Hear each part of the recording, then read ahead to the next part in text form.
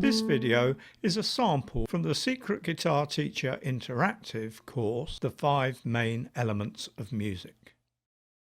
The 5 main elements of music. Element number 2, scales. Section 2.2, using the minor blues scales. Part 3, technical basics. Scale patterns help us to home in on the notes most likely to sound good against a particular chord sequence. But as we continue to work on what notes to play, we also need to begin to work on how to play them. And in particular, what techniques to use to help us make the sort of sounds that we want to hear ourselves play. Blues licks are usually created by combining techniques together.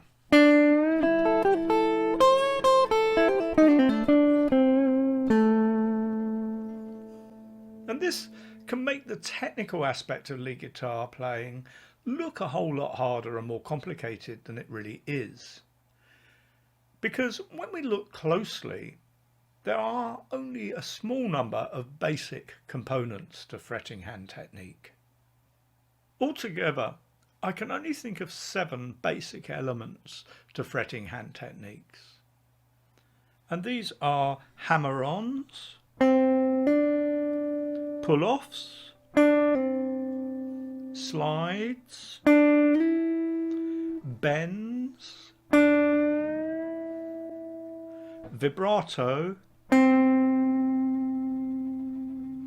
muting,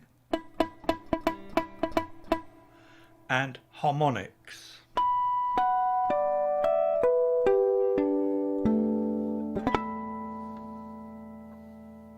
For each of these, let's take a closer look at the finer points of how to execute the technique well.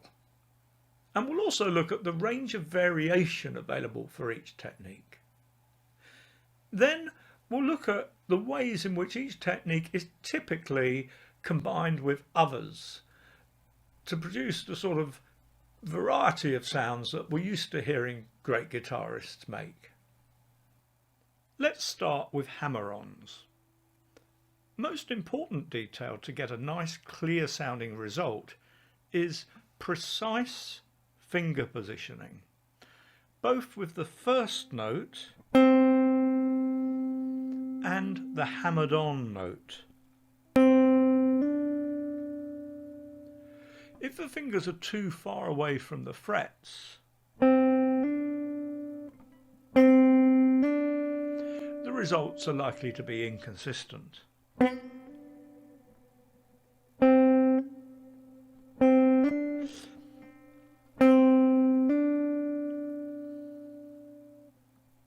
A common mistake with beginners is to hurry the hammer-on because they fear the first note will die on them before they can link it to the second.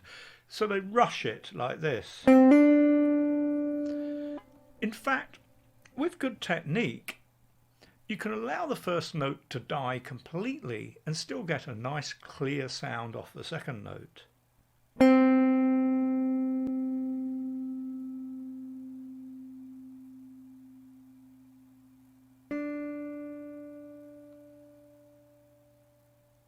All it takes is reasonably hardened fingers, something you gain naturally just from practicing guitar a lot, and a strong hammer action.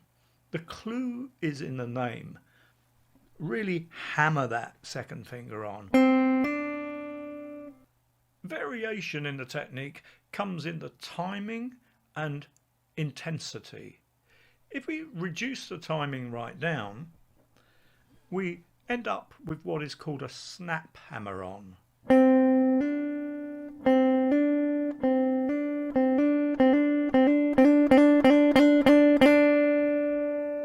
Done correctly, this is heard practically as a single note, just with a hard edge to it.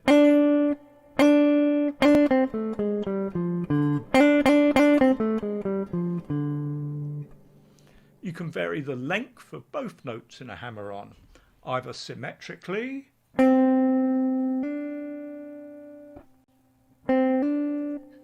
or asymmetrically, making one note longer than the other. So we could go 1, 2, 3, 4, 1, 2, 3, 4, 1, 2, 3, 4, or we could go 1, 2, 3, 4, 1, 2, 3, 4.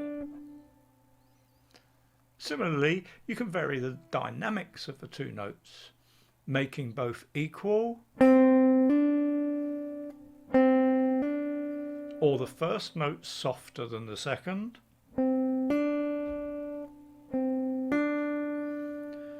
or the second note softer than the first.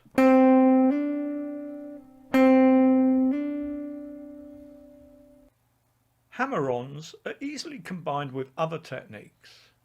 By combining with pull-offs, we can produce what are called multiple hammer-ons.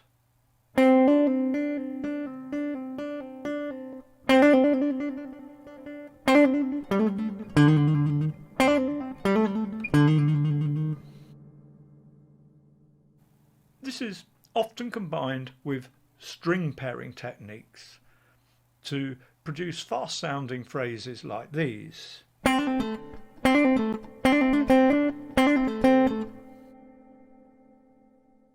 Hammer-ons also combine well with slides and with bends.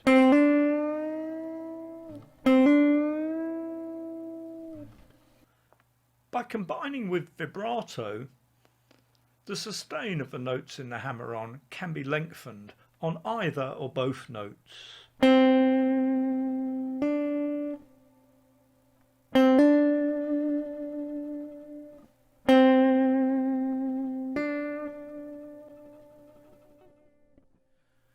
By muting the second note in a hammer-on, you can produce some nice staccato effects.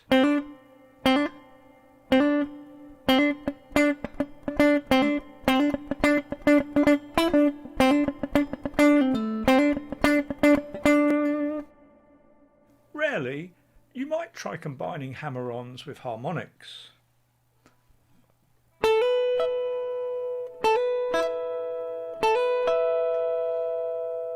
But I'd say that is a more advanced and therefore less often used technique combination. Almost everything we've said about hammer-ons can also be applied to pull-offs. You can produce multiples by combining pull-offs with hammer-ons, and this is also often combined with a string pairing technique to produce fast sounding phrases like these.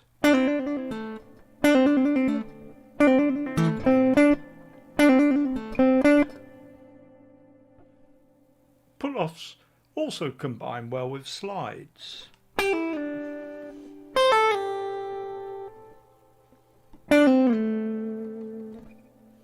But perhaps less well with bends due to fingering limitations.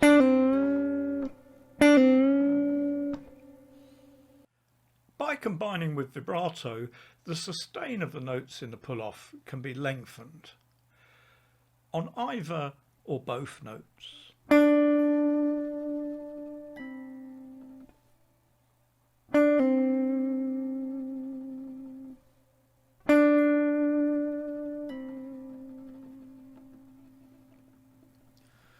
Muting the second note in a pull-off, I think, gives us a particularly expressive technique. And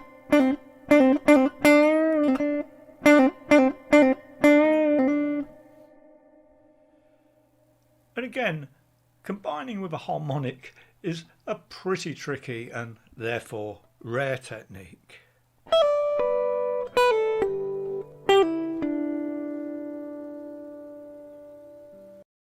Bends are a technique that take minutes to learn but a lifetime to really master. Again, precision is the key. To get a good bend, make sure your finger is right behind the fret.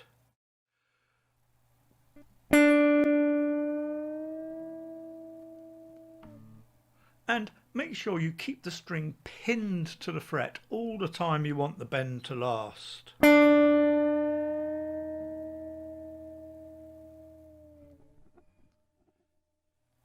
practice trying to vary this. Try killing the bend at the top and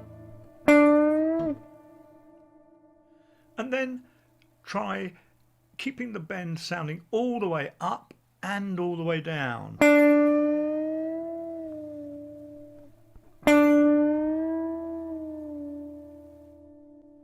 Practice bending the note in small increments, slowly like this.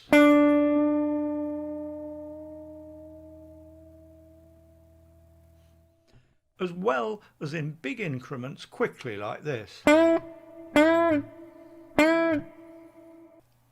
One common variation of the bend is the unbend or release. This is either added to an existing bend like this,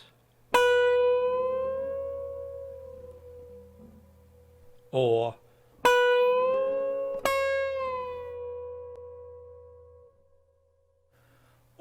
it's made to follow a pre-bend. A pre-bend is simply a note that is bent before it's struck, like this. Then it's struck and unbent, or released or returned. It's an effective way of producing a crying sound.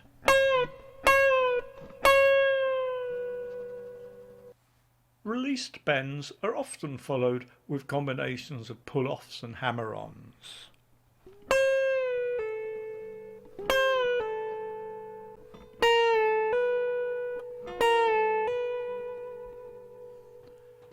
Slides can also be used in this way.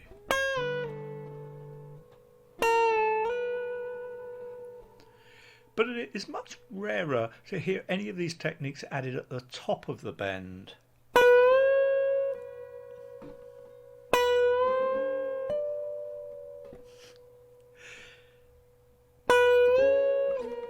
It can be done, but the pressure on the string, the tension on the string at the top of the bend, makes any other technique very hard to control, adding it at that point. One of the two techniques that is often added at the top of a bend is vibrato, not because it is easy, but because it produces a particularly nice sound.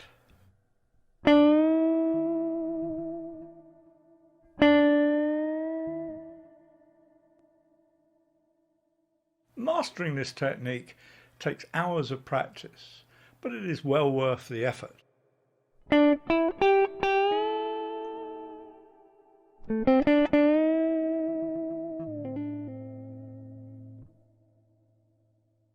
The other technique that is frequently added at the top of the bend is the mute. This is how we kill the note cleanly at the top of the bend. And again, it takes practice to do this cleanly. One of the combinations that this technique enables is the famous unison bend. Chuck Berry's duck walk lick, as it's sometimes called.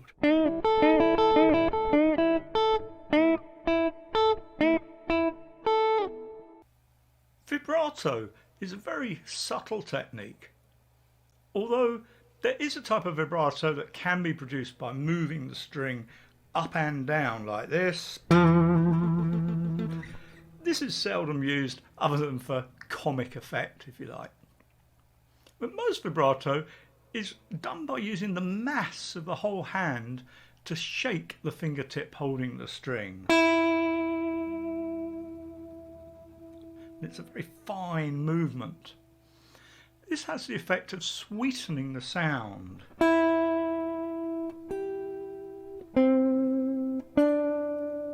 If I play these notes straight, and then all with vibrato,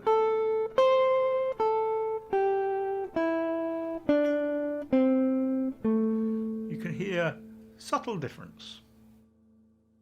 And this technique is almost always added to the end notes of blues licks to aid expression.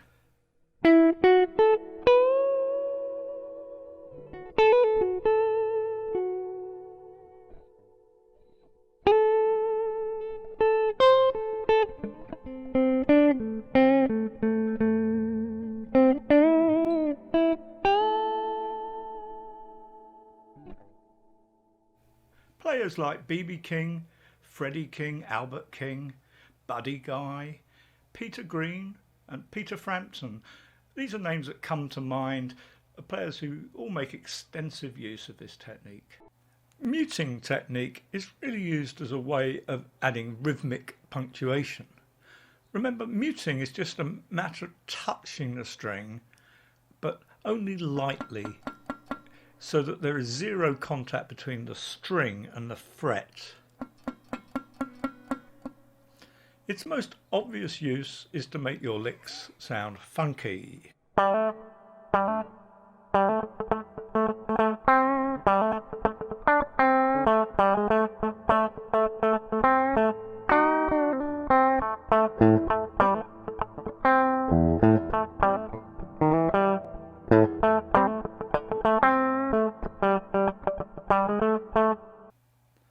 Harmonics are almost a whole lesson in themselves, but briefly, they're produced when splitting the vibrating length of the string, that's from the bridge to the nut, into proportional lengths.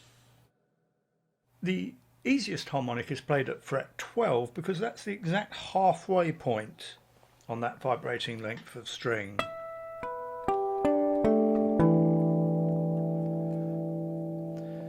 The technique involves touching the string firmly at the precise point marked by the fret, not just behind the fret like we're used to holding the string down. And indeed, when you're playing harmonic, you don't hold the string down, you literally just touch it. And then you pick the string quite hard, and once the sound has started, you flick your finger off the string to let it ring out.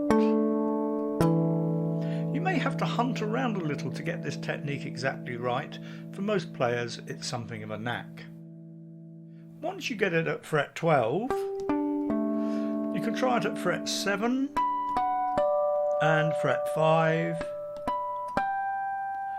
and their corresponding frets up here, 17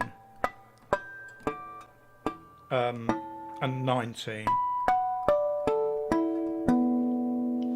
And these work because, for example, fret 5 is exactly a quarter of the vibrating length of the string. Fret 7 is exactly 1/3 the length. So that's a brief tour of the basics. And I can't emphasize enough the importance of practicing, learning to play, and then practicing each of these individual techniques, and then working to develop their various combinations and variations. In this way, you learn to develop your own unique style of playing. And along the way, it's a useful thing to copy some of the ways in which the great guitarists also put these things together. So learn a few solos by the likes of Robert Johnson, Eric Clapton, B.B. King, Peter Green, John Mayer, Joe Bonamassa. From each era, there are guitarists who have added to the basic library, the basic vocabulary of blues guitar. And picking up licks from them is a great way to expand your own style as well. If you enjoyed this video, please click the like button and subscribe to the channel. If you'd really like to maximize your potential as a guitar player, click on the link in the description below to the Secret Guitar Teacher site. Here, you can sign up for a 30-day trial free of charge and without obligation. We won't even ask you for your credit card number.